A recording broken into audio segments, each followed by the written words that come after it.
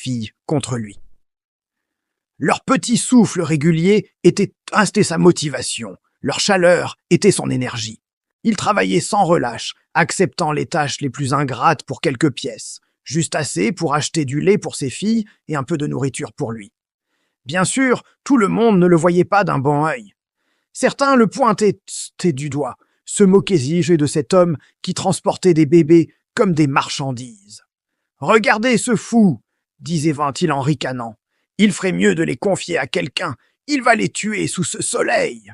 Chaque mot était une nouvelle blessure, mais Samuel avait appris à transformer la douleur en carburant. Il ignorait les rumeurs, les regards méprisants, et se concentrait sur le rythme de sa marche et les visages endormis de Zara et Zina. Heureusement, dans ce monde de dureté, une lumière a brillé. Une vieille voisine, que tout le monde appelait affectueusement Tante Rose, observait Samuel depuis des semaines.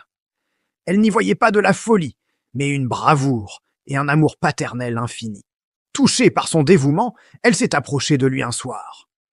« Mon fils, » lui dit-elle avec une douceur maternelle, « ce que tu fais est admirable. Laisse-moi t'aider, amène-moi les petites chaque matin, je veillerai sur elles.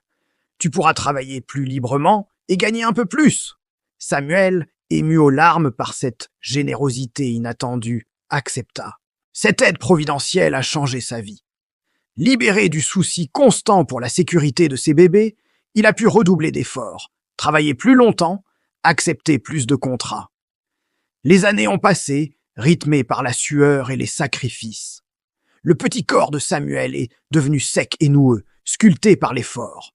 Ses mains étaient calleuses et crevassées, ses vêtements étaient usés jusqu'à la corde. Il ne s'achetait jamais rien de neuf, pas une chemise, pas une paire de chaussures. Chaque centime durement gagné était méticuleusement épargné. Pas pour lui, jamais pour lui. Cet argent était destiné à l'éducation de ses filles. Zara et Zina grandissaient, devenant des jeunes filles intelligentes, curieuses et travailleuses, conscientes des immenses sacrifices de leur père. Pour elles, chaque bonne note était une façon de le remercier, de lui dire que ses efforts n'étaient pas vains.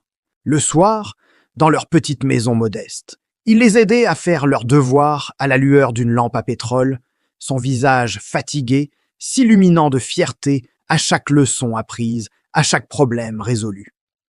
Il préférait acheter les meilleurs livres plutôt qu'un nouveau pantalon. Il voyait l'éducation comme la seule clé capable de les libérer de